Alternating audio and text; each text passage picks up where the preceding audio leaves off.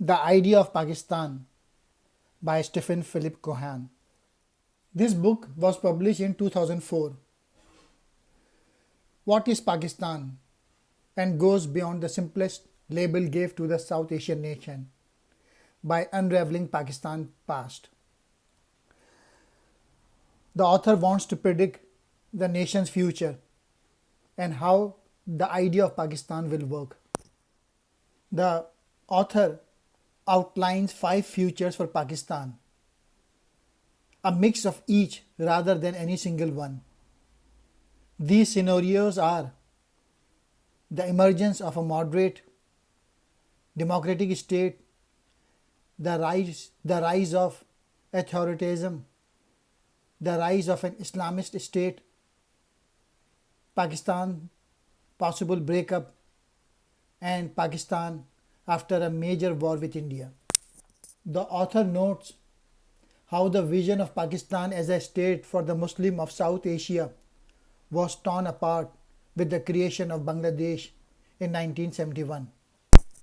The relentless pursuit of Kashmir has done more damage to Pakistan than any other single issue.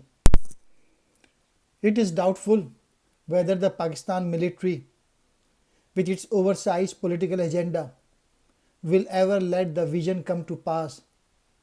Pakistan army is long on memory and short on foresight. The book implicit hypothesis is that Pakistan's insecurities have led to military rule. The author also blames the politicians for being unable to make a state that fulfill basic obligations to its citizens. The basic theme of the book is that the idea of Pakistan has fallen short of its ideas, and the biggest question today is how the idea of Pakistan will work. What is Pakistan? Is it a rogue state, a delinquent nation, Taliban East, failing state, or just misunderstood but an effective US ally? The author has two ideas in the mind. Number one, he wants to show why Indian Muslims felt the need for a separate homeland to pursue their civilized destiny. Second, he wants to narrate how the state of Pakistan has evolved into a military dominated entity that has nuclear capabilities. The author wants to understand past in order to predict the future of Pakistan, whether Pakistan will fail as a state or manage to scrape through all its troubles and emerge as a normal state at peace with its neighbors. The author pushes the line that it is not a failed state, as the possibility of resurrection is not out of reach. The author wants to argue that the current state of Pakistan is the result of the unresolved tension in the ideas that prevailed at the time of Pakistan was founded. While Jinnah's vision for Pakistan was that of a secular state, Iqbal's vision was suffused with religious overtone. Over time, the tension between these two visions was exploited by various groups to push their own agenda. Governor General Ghulam Muhammad, a former civilian servant, deposed the democratically elected Prime Minister in 1953, striking the first of many mortal blows on democracy. He acted in convenience with the army chief, General Ayub Khan. The US looked the other way, anxious to enlist Pakistan into the Cold War. The author presents different visions for the future of Pakistan: a state for the Muslim of South Asia, an Islamic state, and a democratic state. The first vision fell apart in 1971 with the separation of East Pakistan.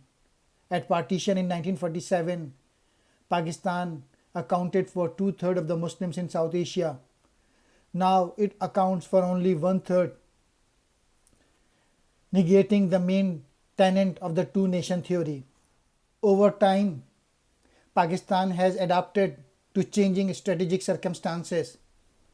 The author observes, by renting itself out to powerful states such as the US, Saudi Arabia, and now China, this strategy has not yielded any clear benefit to Pakistan. Recognizing the disparity in conventional forces, Pakistan has adopted the strategy of waging a covert war in Kashmir. In addition to building nuclear weapons, it has armed, trained, and funded guerrillas that operate in Kashmir as freedom fighters. Another vision is that of an Islamic state. There is no unique interpretation of an Islamic state since there are numerous sects and subsects within the Islamic faith. The pursuit of this vision is fraught with danger since any brand of Islam that comes into power would seek to impose itself over the others. Another vision is that of a democratic state. Such a state would provide civil and human rights to the citizen. An elected government would determine national security strategy and defense policy. The army would not determine who would be elected to public office. That would appear to be the ideal end state, but it is doubtful whether the Pakistan military, with its oversized political agenda, will ever let this vision come to pass.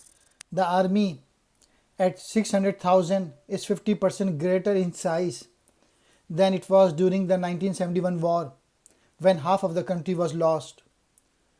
By diverting resources from social, political, and economic development, it has compromised national security, a fact acknowledged by the Appetapad Commission. The West has often supported military in Pakistan. Field Marshal Ayub Khan, a Solon after the great Athenian lawgiver, Nixon praised General Yahya for giving him the opening to China. Reagan and Thatcher praised General Zia for being the freedom fighter against the USSR. Bush praised General Musharraf for his role in the war on terror.